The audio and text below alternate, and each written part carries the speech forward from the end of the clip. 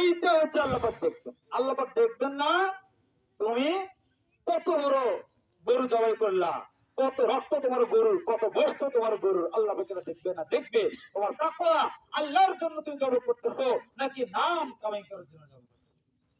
সম্মানিত হাজিরিন, এই কুরবানি কার জন্য হতে হবে?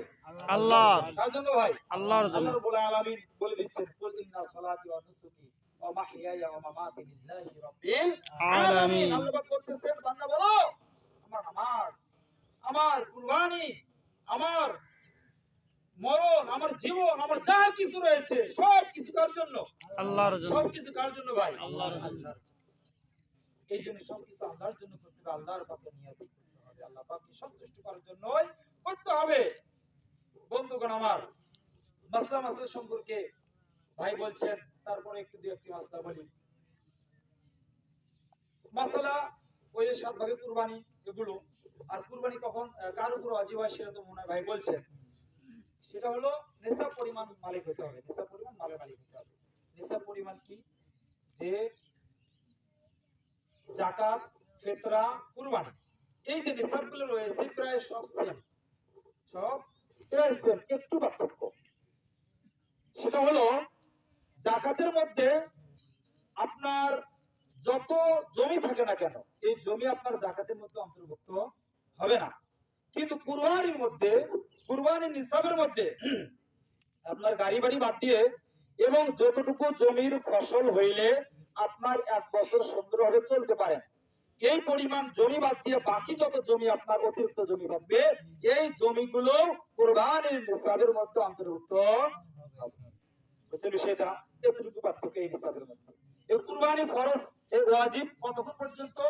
শোনেন, আজকে সকাল থেকে ফজর থেকে যখন শুরু হয়েছে ফজর, তখন এই নিসাবের মালের যে মালিক হয়েছে, কালকে পর্যন্ত মালিক ছিল কিন্তু কালকে সব টাকা পয়সা সবকিছু শেষ হয়ে গেছে, তারপর কুরবানি ওয়াজিব নয়।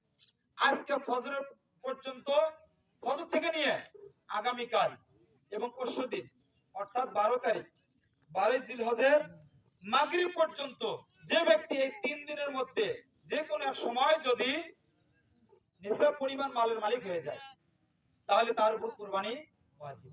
আজকে মনে করেন আপনার কিচ্ছু নাই, কিচ্ছু নেই আপনার, আগামীকাল আপনি এই পরিমাণ সম্পদের মালিক হয়েছেন, বা কোথাও থেকে হাদিয়ে পেয়েছেন, শ্বশুর বাড়ি থেকে দিচ্ছে, দেয় না শ্বশুর বাড়ি থেকে, কিন্তু বলে নেওয়া যাবে, বলে নেওয়া যায় যাবে, এই যে ডিমান্ড নেই যায় যাবে, যায় যাবে না। কিন্তু এই যে যদি দিয়ে দিল, আপনার মালিক বানিয়ে দিল, তাহলে কালকে আপনি নিসাব পরিমাণ মালের মালিক হয়ে গেলেন, আপনার উপর কুরবানি ওয়াজিব হয়ে গেল। সুতরাং পরশুদিন মানে 3 দিন আইয়ামে নাহর যাকে বলা হয়, 3 দিনকে আইয়ামে নাহর বলা হয়, এই 3 দিন আপনি কুরবানি করতে পারবেন। আজকে কুরবানি করতে পারেননি কোন অসুবিধার কারণে, বৃষ্টি হয়েছে অথবা আপনাদের পানি উঠেছে, কালকে করবেন, অসুবিধা নেই, পরশুদিন করবেন, অসুবিধা নেই, কত সহজ করে দিয়েছে।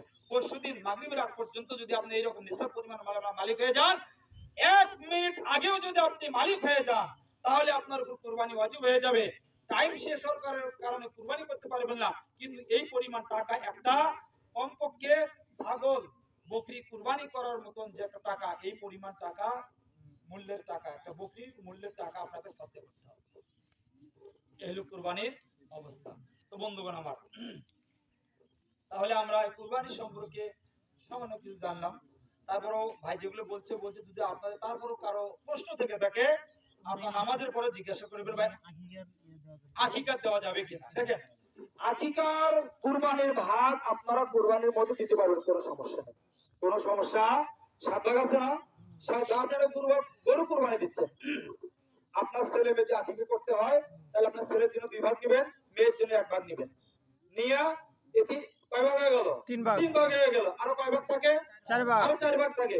এই 4 ভাগের মধ্যে আপনি 1 ভাগ যদি শুধু কুরবানি দেন, দিয়ে আরো যদি 3 জনকে শরীক করেন, তাও হয়ে যাবে। অথবা আপনি পুরোটাই দিয়ে দিলেন, কোনো সমস্যা নেই। অথবা এর মধ্যে কি করতে পারবেন, আপনি আরো